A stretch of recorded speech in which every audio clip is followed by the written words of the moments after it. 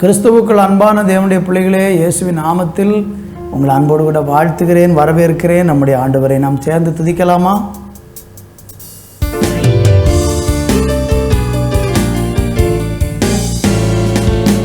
நீங்கதான் எல்லாமே, ஏக்கம்தான் எல்லாமே, நீங்கதான் எல்லாமே, ஏக்கம்தான் எல்லாமே. சித்தம் செய்யணுமே, செய்து முடிக்கணுமே, சித்தம் செய்யணுமே, செய்து முடிக்கணுமே. நீங்கதான் எல்லாமே, ஏக்கம்தான் எல்லாமே. கரங்களை பிடித்தவரே கைவிட்டு விடுவீரோ, கரங்களை பிடித்தவரே கைவிட்டு விடுவீரோ. இதுவரை நடத்தி வந்த எபினேசர் நீதானையா, இதுவரை நடத்தி வந்த எபினேசர் நீதானையா. சித்தம் செய்யணுமே, செய்து முடிக்கணுமே, சித்தம் செய்யணுமே, செய்து முடிக்கணுமே. நீங்கதான் எல்லாமே, ஏக்கம்தான் எல்லாமே, நீங்கதான் எல்லாமே, ஏக்கம்தான் எல்லாமே.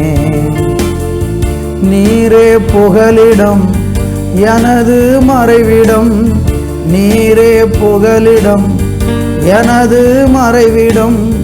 இன்னல்கள் வேதனைகள் மேற்கொள்ள முடியாதையா, இன்னல்கள் வேதனைகள் மேற்கொள்ள முடியாதையா.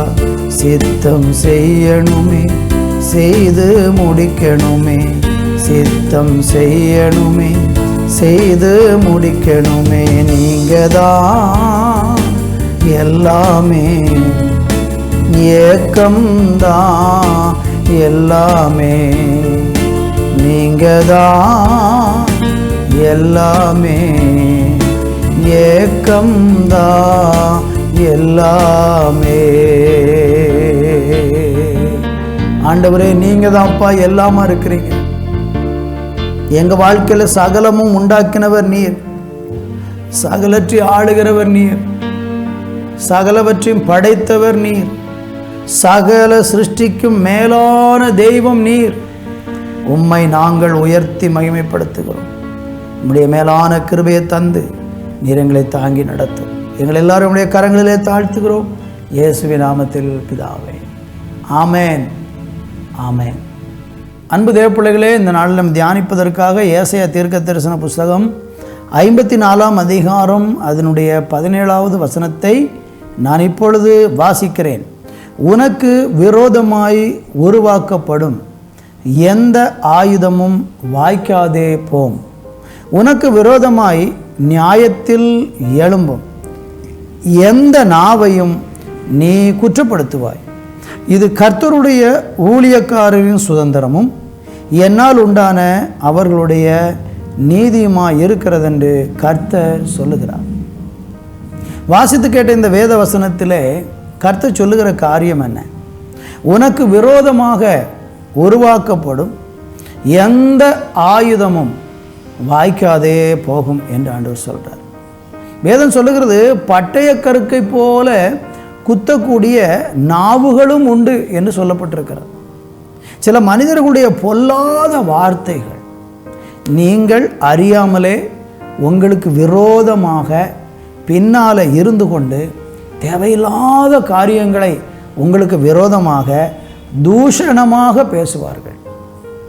உங்களை அப்படி இப்படி அது இதுன்னு சொல்லி உங்களுடைய நற்பெயரை கெடுப்பதற்கு, உங்களுடைய நற்சாட்சியை கெடுப்பதற்கு தேவையில்லாமல் அவர்களுக்கு ஏற்ற சில ஆட்களை சேர்த்து கொண்டு அவர்களோடு கூட சேர்ந்து உங்களுக்கு விரோதமாக சில மனிதர்கள் சில ஆயுதங்களை உருவாக்குவார்கள்.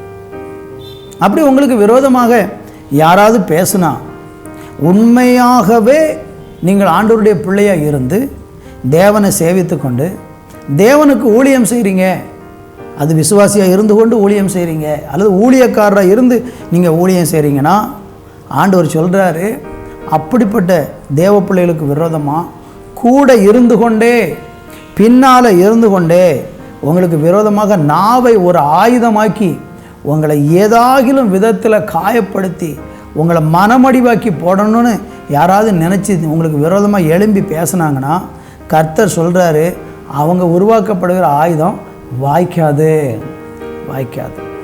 ஆண்டவர் சொல்கிறாரு, உனக்கு விரோதமாக நியாயத்தில் எழும்பும் எந்த நாவையும் நீ குற்றப்படுத்துவாய்.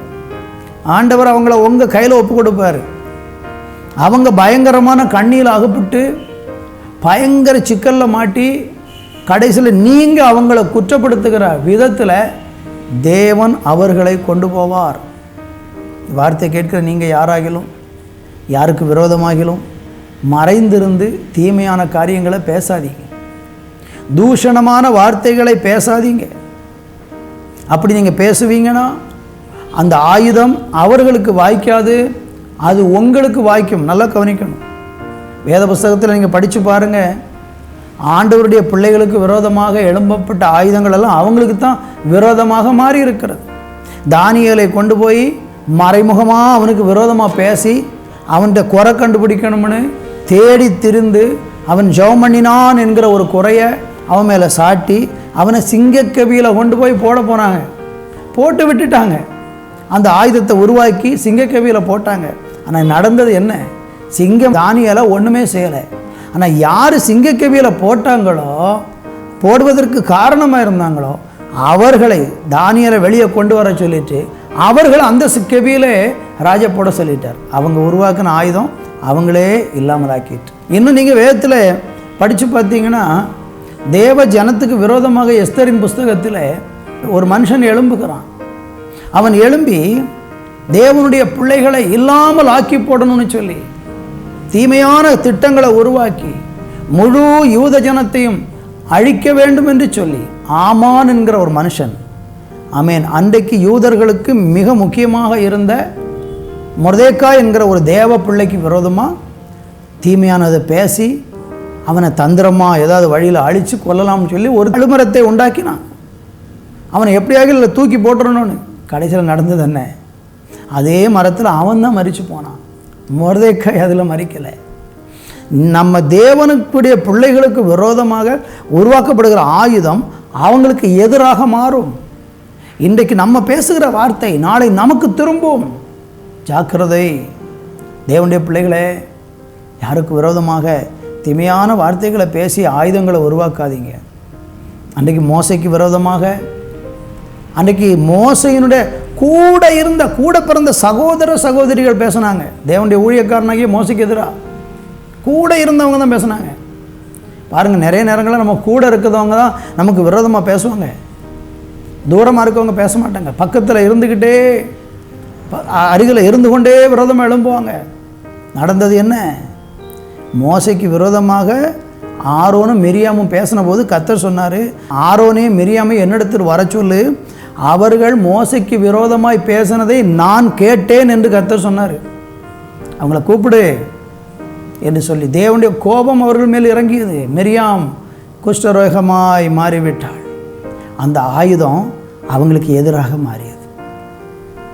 அதான் ஆண்டவர் சொல்றாரு, உனக்கு எதிராய் உனக்கு விரோதமாய் உருவாக்கப்படும் எந்த ஆயுதமும் வாய்க்காதே போகும். இது கர்த்தருடைய ஊழியக்காரரின் சுதந்திரம். குறிப்பாக ஊழியக்காரங்களுக்கு விரோதமாக எழும்புவது இருக்கிறதுலே பெரிய ஆபத்து, பெரிய ஆபத்து. இது உங்களை பயமுறுத்த சொல்லலை. ரொம்ப கவனம் தேவை. வேத புஸ்தகம் முழுவதும் படித்து பாருங்கள். ஒரு தேவ மனுஷனுக்கு எதிராக பேசவோ செயல்படவோ செய்திருந்தால் அவர்களை யாரையும் கர்த்தர் சும்மா விட்டதில்லை. உனக்கு விரோதமாய் உருவாக்கப்படுகிற எந்த ஆயுதம் வாய்க்காதே போகும். உங்களுக்கு விரோதமாக யாராவது செயல்படுறாங்களோ அமைதியாக இருங்க, பொறுமையாக இருங்க, தேவனுக்கு முன்னால் உண்மையாக இருங்க.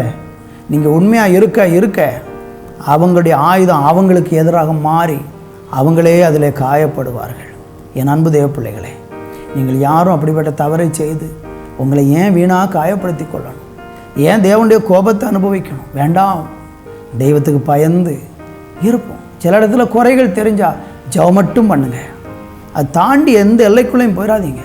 அந்த அதிகாரத்தை கர்த்தர் நம்ம யாருக்கும் கொடுக்கல. பொறுமையோடு காத்திருப்போம், தேவன் நீதி செய்வார். நல்ல தகப்பனே, உமக்கு நன்றி. உனக்கு விரோதமாய் உருவாக்கப்படும் எந்த ஆயுதம் வாய்க்காதே போகும்னு சொன்ன எங்கள் தேவன், எங்களுக்கு விரோதமாய் மனுஷர்களால் ஏவப்படுகிற ஆண்டவரே நாவின் ஆண்டவரே பட்டயங்களுக்கு விலக்கி காத்துக்கொள்ளும். ஆவியானவர் பலப்படுத்தி ஆசீர்வதியும். இயேசுவின் நாமத்தில் பிதாவே, ஆமேன், ஆமேன்.